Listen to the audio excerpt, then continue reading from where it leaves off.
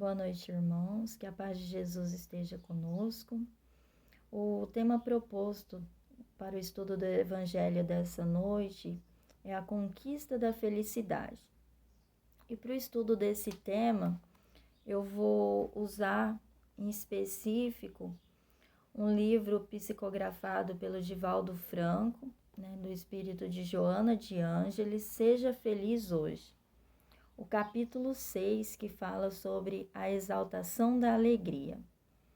Friedrich de Nietzsche, o filósofo alemão, pessimista e cético, afirmou que a oração de cada pessoa deveria ser uma forma de reflexão, na qual exarasse: hoje irei dar alegria a alguém. A alegria é uma ode de louvor à vida, uma oração sem palavras. Para consegui-la, no entanto, torna-se indispensável a tranquilidade da consciência reta e o sentimento de alto amor, que se encarregam de trabalhar pela melhora intelecto-moral do indivíduo. Mais importante do que a explosão do riso, que às vezes disfarça conflitos perturbadores, é um estado de harmonia íntima que se identifica com o programa existencial iluminativo. Quando Jesus veio à Terra e se nos apresentou, foi claro ao enunciar: eis que vos trago boas novas de alegria. Equivale à sua informação a oportunidade que todos poderão desfrutar para a aquisição de plenitude, em razão de ser o seu evangelho o mais perfeito código de ética e moral jamais ultrapassado. As suas lições repassadas de ternura, amor e responsabilidade são de perenidade, pelo fato de proporcionar a paz e bem-estar a todos quantos se deixam penetrar pelos seus conteúdos sublimes. Sendo a jornada terrestre uma experiência que faculta o desenvolvimento dos valores divinos adormecidos no cerne do espírito, o trabalho de burilamento se faz de relevante importância para que a meta seja colimada. Invariavelmente confunde-se alegria com bulha intempestividade, dando lugar às manifestações ruidosas de júbilo e exaltação. Nesses casos, encontramos fenômenos de catarse dos distúrbios internos que ressumam do inconsciente, no qual estão arquivadas experiências transatas. A verdadeira alegria é uma emoção enobrecedora, que proporciona o enriquecimento íntimo do ser com os valores transcendentais. Certamente, a prosperidade econômica, a conquista de afetividade, o êxito de um anelo, o equilíbrio doméstico, a família em harmonia proporcionam alegria. Há também aqueles acontecimentos que facultam júbilo, que proporciona as condições indispensáveis à verdadeira instalação da perfeita alegria. Essa bênção que ilumina o ser e o felicita. A vivência do Evangelho, por gerar bem-estar emocional, é o mais eficiente instrumento para a aquisição da plena alegria de viver. Compromete-te interiormente em proporcionar alegria a alguém em todos os dias da tua existência corporal. Sejam os teus labores cotidianos oportunidade de dignificação humana, de libertação de consciência. Ser gentil com todos e com todas as coisas, embora não convivente com os comportamentos equivocados.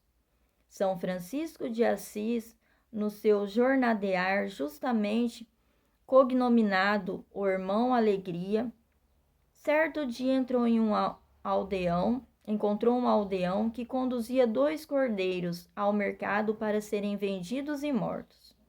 Tocado pela compaixão, negociou trocando-os pela própria capa que o cobria, e libertou-os daquele destino fatal, pelo menos naquele dia.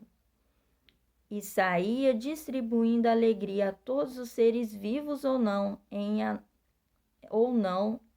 a natureza, promovendo beleza e júbilo.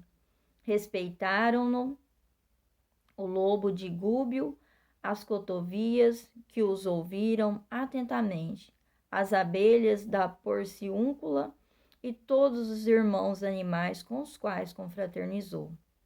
Ao fazê-lo, experimentará a inefável alegria de viver. Nada de mal te alcançará, porque jamais a sombra triunfou sobre a luz.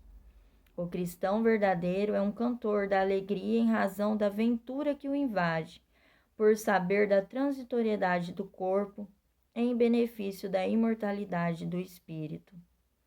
Mediante o exercício de proporcionares alegria, transferiste-á os fenômenos físicos para aqueles que são transcendentes de matrizes metafísicas.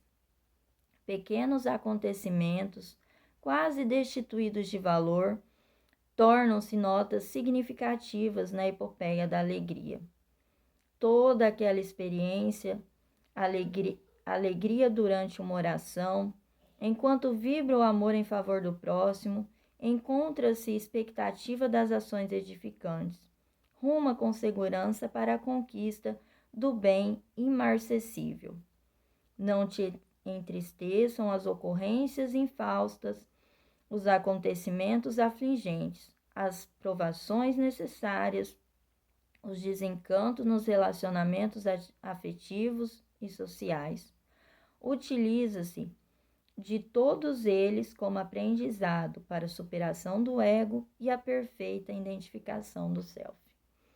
Então, esse texto da Joana de Ângeles, ele deixa bem claro, né, que o Evangelho, ele é a bússola para nós. É ele que nos guia, é ele que nos informa, né, os caminhos aos quais a gente deve passar, os obstáculos que certas atitudes nos trarão. Ele nos traz um guia assim, riquíssimo de como viver essa experiência humana, né, aqui na Terra. E o texto, ele traz uma riqueza muito grande para nós, quando ele fala sobre a alegria, né, e que está dentro do nosso tema, que é a conquista da felicidade. Por quê? Ele diz assim, que a alegria, ela é conquistada nos pequenos momentos, naquele que a gente não dá o devido valor. A alegria, ela é obtida por seres que a gente não dá a devida atenção. E aí, quando Joana cita Francisco de Assis como irmão alegria, ela mostra para nós que São Francisco, ele não tinha nada, né? Nada de bens materiais. No entanto, que ela conta essa historinha aqui do cordeiro, onde ele deu a própria capa para libertar aquelas ovelhas da morte. Então, ele deu a única coisa que cobria ele para ver a alegria daquelas ovelhas naquele momento. E nós somos muito apegados às questões materiais, né? Com essa pandemia que está acontecendo, outras questões, né, vieram à tona, não foi só a questão da saúde, foi a questão econômica, foi a questão social. Então, muitos problemas emergiram junto. Não que eles não existissem, eles já existiam, só que era ignorado por nós, né, nós enquanto sociedade. E com a pandemia eles vieram à tona. Fatos que anteriormente não eram dado valor por nós, agora eles passaram a ser. E a gente tem o exemplo do meio ambiente, né? quanto tempo o meio ambiente vem sendo massacrado pelos homens, né? A gente chega a ponto de desgastes extremos na questão ambientais. E a sociedade como um todo, ela ainda não valoriza, ela ainda não cuida. São poucas as pessoas que têm esse olhar para o meio ambiente, esse olhar de que todos os seres são de extrema importância para a vivência, para a manutenção do planeta Terra. E com a pandemia, essa questão ela foi ficando também mais visível. Por quê? Porque nada acontece do acaso, né? Essa pandemia, ela pode sim vir de um desequilíbrio ambiental, porque já muitos cientistas estavam prevendo isso há 10, 15 anos atrás, que poderia acontecer novamente. A questão das pessoas hoje estarem mais restritas ao seu ambiente doméstico, ter esse afastamento social, ter diminuído os trabalhos, isso trouxe para o meio ambiente uma melhora. Saiu inúmeras falas sobre essa questão, que o meio ambiente, a poluição havia diminuído, né? Os animais estavam mais livres, via-se animais onde não era visto anteriormente. Então foi dado àqueles oprimidos a oportunidade, né, de vivenciar um momento. E nós, seres humanos, a gente é muito egoísta. Achamos sempre que o objeto principal desse planeta somos nós. Nós não valorizamos o trabalho que cada espécie, que cada ser vivo ou não, realiza nesse ambiente que estamos inseridos. A importância que cada um deles tem para o equilíbrio. E Francisco de Assis já entendia isso na sua essência, respeitando a todos os animais, respeitando a todas as plantas, a todos os seres vivos ou não, como diz o texto aqui de Joana. Ele já conhecia a importância de cada um. Fato que hoje está sendo mais detalhado e está se buscando mais trazer esse conhecimento à tona. E com todo esse sofrimento que está acontecendo atualmente, as pessoas foram convocadas a permanecerem dentro dos seus lares, a estarem mais restrito aos contatos e a valorizar aquilo que antes não se valorizava. Então a gente vê as pessoas hoje assim, algumas entristecidas, outras nervosas, né? Outras preocupadas demasiadamente. Mas eu vejo que a questão ela é mais profunda.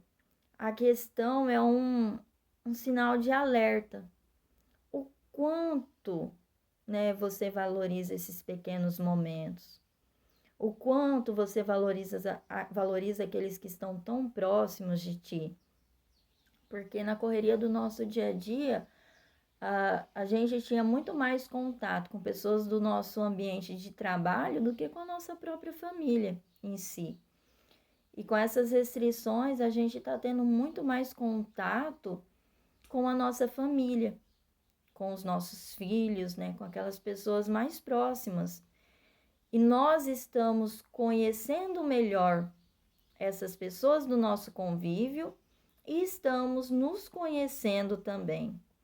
Como o texto diz, nós temos que nos amar, né? Nós temos que refletir sobre as nossas atitudes de forma amorosa, como que isso vem influenciando e como que isso influenciará daqui para frente. Então, mediante a todo o caos que parece estar instalado, nós temos que pensar de uma forma mais holística a questão. Pensar a questão como um todo. O que tudo isso está mostrando para mim enquanto ser humano?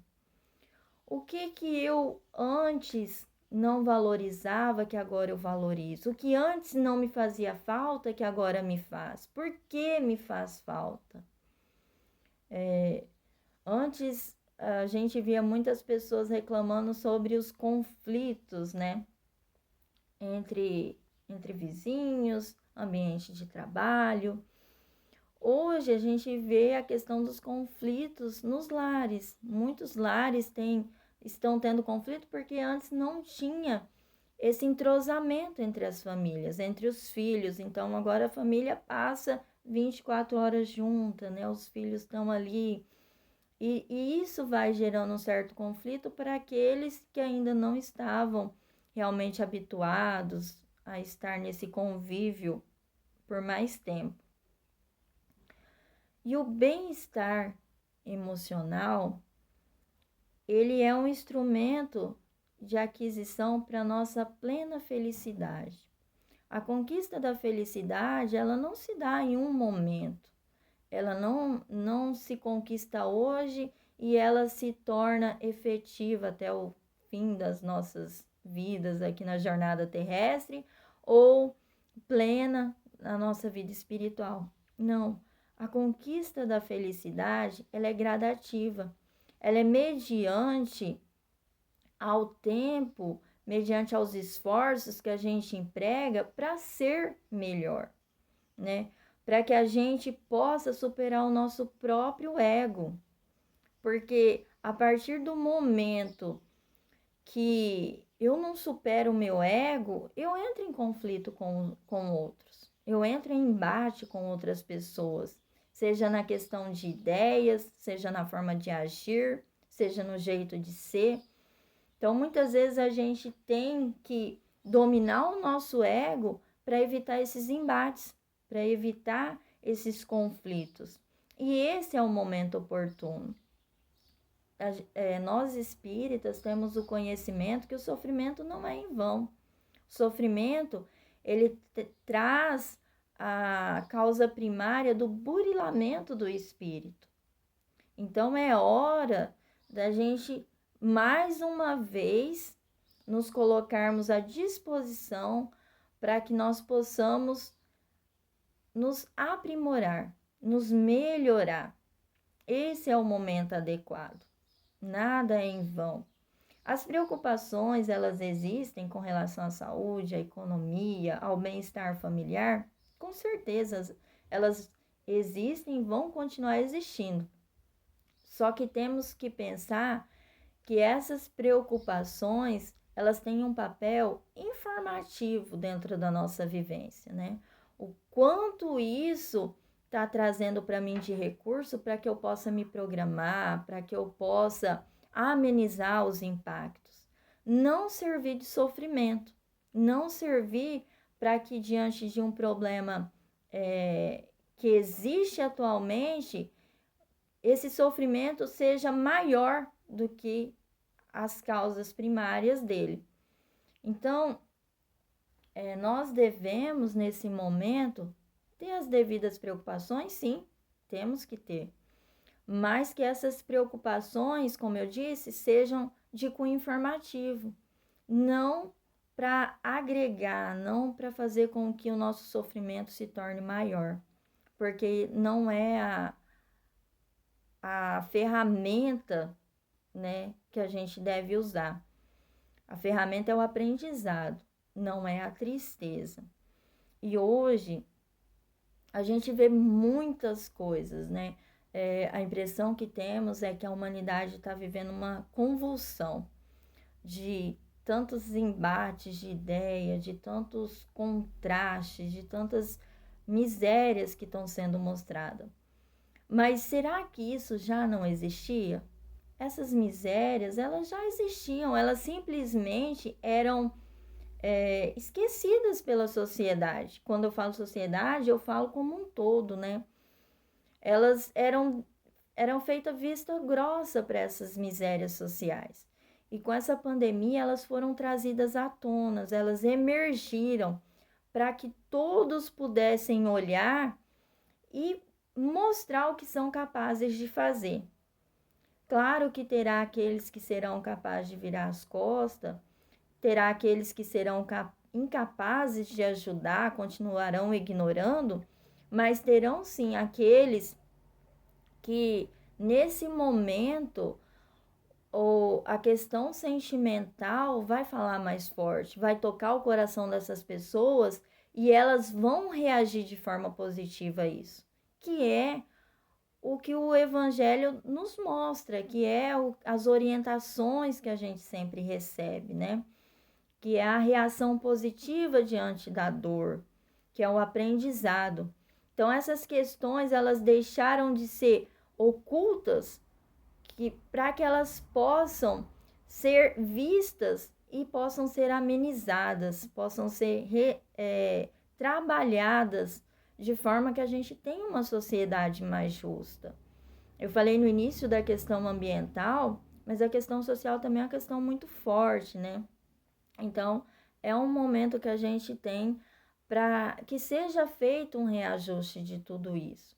Esse olhar amplo, holístico que a gente tem sobre o momento é que nos vai trazer uma dimensão do que será o nosso futuro. Então não é hora da gente ficar entristecido, não é hora da gente deixar que os nossos ânimos se exaltem, mas é hora da gente continuar trabalhando. Eu vejo hoje como as mídias sociais, as redes sociais estão sendo usadas com mais dignidade. Estão sendo ferramentas que realmente elas são, né, e que deveriam ter sido usadas por nós, mas que a gente usava ela de forma muito improdutiva, superficial, e que hoje elas estão sendo usadas com a sua verdadeira essência, sendo informativa, instrumento de trabalho, né, pelas empresas, pelas escolas, pelas instituições religiosas ou não. Então ela se tornou muito mais digna do que era antigamente. Coisa que a gente tinha um certo receio de fazer, agora foi imposto a nós que fosse feito. A questão ambiental, ela está sendo muito trazida à tona, né? O quanto o meio ambiente tá mais regenerado com essa pandemia. A humanidade está sofrendo, sim, mas a gente sofre com aquilo que a gente foi incapaz de defender. Todos nós temos a capacidade de fazer algo pelo meio ambiente, seja instruindo, criando ferramentas de apoio, mas que a gente não dá a devida importância. Então a gente sofre as consequências disso que a gente foi conivente ou foi omisso. Outras questões que eu vejo também, que muitas pessoas que trabalhavam na parte assistencial, principalmente da casa espírita, às vezes se vê assim meio perdido, né? Eu não tô tendo muito trabalho ultimamente por conta desse afastamento social. O trabalho, ele sempre vai existir. Depende da nossa forma de se colocar à disposição dele. Eu vejo muitas reportagens de pessoas que criaram verdadeiras redes de solidariedade para fazer máscara e doar para instituições, para pessoas carentes. Uma pessoa lá sozinha na sua casa costura, mas em torno dela criou-se uma rede que vai fornecer o tecido, vai fornecer a linha, o elástico, todo o material necessário.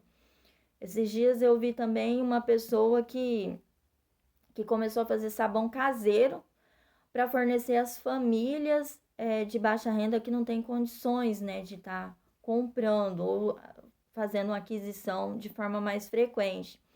E em torno dele vai se criar uma rede também de solidariedade para que ele tenha esses produtos para confecção. Então as pessoas elas vão se estruturando de formas diferentes, mas o trabalho ele não deixa de existir. O trabalho ele continua. Todos nós temos um telefone celular, por que não, né, ligarmos uns para os outros e perguntar, olha fulano, como você tá? Como você vai, né? Tá tudo bem? Como tá sendo esse período para você? Isso é uma questão de caridade para com o nosso próximo, para conosco mesmo, né? Como é bom receber uma ligação. Eu falo sobre isso, mas eu sou uma pessoa bem difícil de ligar para os outros, mas é uma questão de prática, que a gente tem que colocar isso dentro da nossa vivência. Então, são instrumentos que podemos criar que auxiliarão a gente a passar por esse processo mais difícil. A gente tem um campo de trabalho muito grande quando o Francisco fala sobre o respeito com todas as criaturas. Eu vejo assim as plantas, né? O quanto que as plantas trazem beleza para os nossos lares, as flores, as folhagens, elas trazem alegria. Então, quem não tem um animalzinho em casa para se distrair, para cuidar, monta um jardim nesse momento. Faz um jardim, cria uma rede aí de doação de mudas. Eu tenho certeza que isso vai ajudar muitas pessoas a usar o seu tempo de forma mais construtiva, equilibrada, né? Não precisa ser só muda de flores, pode ser mudas de frutíferas também. Daqui a pouco o inverno está chegando, quantas famílias não necessitam, né, de roupas para crianças, roupas de inverno, colchoados. Será que nós não podemos também criar uma rede e fazer essas roupas, fazer esses colchoados? Então, assim, o trabalho ele tem um campo muito vasto, mas nós temos que nos colocar à disposição. Nós temos que deixar de estar só no olho do furacão, vendo só o problema e começar a ver ele como um todo. Começar a ver ele não só os pontos fracos, mas ver os pontos fortes, ver aquilo que eu posso fazer para ajudar, aquilo que eu posso fazer para que o outro passe por esse problema de forma melhor, mais estruturada, mais equilibrada. E nós vamos conseguir passar por isso. Então, quando Joana fala na questão assim, ela traz muita questão do aprendizado com relação ao sofrimento, nesse sentido. Não de que a gente sofra na essência da palavra, mas que nós possamos aprender na essência da palavra a sermos melhores hoje do que fomos ontem. A conquistar a nossa felicidade de forma gradativa. Ser feliz não é só estar com um sorriso estampado no rosto. Ser feliz é trazer essa paz íntima dentro de nós. É ter a certeza que se hoje o problema existe, amanhã ele não existirá. Vai ter um tempo, né? Tem um tempo para plantar e tem um tempo para colher. E nós temos que aprender a respeitar esses tempos. Nós temos que aprender a respeitar tudo à nossa volta, a ter esse olhar mais amoroso com todas as criaturas, a não ignorar, a não repudiar, né, as outras criaturas. E tem muitas matérias, eu gosto muito dessa questão ambiental, e tem muitas matérias que falam, né, o quanto o meio ambiente ele é capaz de dar qualidade de vida às pessoas. O quanto ele é capaz de restabelecer o equilíbrio emocional, a saúde. O quanto um abraço em uma árvore, às vezes a gente fala assim, rindo porque parece meio loucura, mas não é. O quanto um abraço em uma árvore pode trazer o equilíbrio que aquela pessoa precisa nesse momento em que estamos, né, afastados socialmente, impedido de nos abraçarmos, né, de trocarmos carinho. Esses mecanismos que a gente tem, esses outros seres que eram invisíveis aos nossos olhos, eles se tornam importantes neste momento. E que a gente possa usufruir e dar a eles o que a gente tem de melhor para que a gente possa receber, para que a gente possa ter essa paz íntima dentro de nós. Lembrando que ela é uma conquista diária, ela é uma conquista gradativa que cada um de nós faremos, que não tem como pular o processo, né? A gente precisa aprender a passar pelas etapas. Bom, meus irmãos, então a mensagem dessa noite que eu queria trazer sobre o tema era essa. Espero que tenha sido construtiva, tenha auxiliado neste momento. Mostrar que a gente pode sim ser feliz, que a gente pode sim conquistar felicidade para os nossos dias, mesmo estando em uma situação difícil. Basta a gente mudar o nosso olhar, a gente deixar de ter um olhar tão crítico, tão materialista e passar a ter um olhar mais espiritualista, um olhar mais amoroso sobre todos e todos que estão ao nosso redor. Eu rogo a Jesus neste momento que ilumine a todos os lares, a todas as famílias, trazendo a paz, o conforto que todos nós necessitamos. Que todos os teus filhos encarnados e desencarnados recebam, Senhor, as orientações necessárias que lhes trarão mais paz e lhe reestruturação à sua caminhada evolutiva. Que assim seja.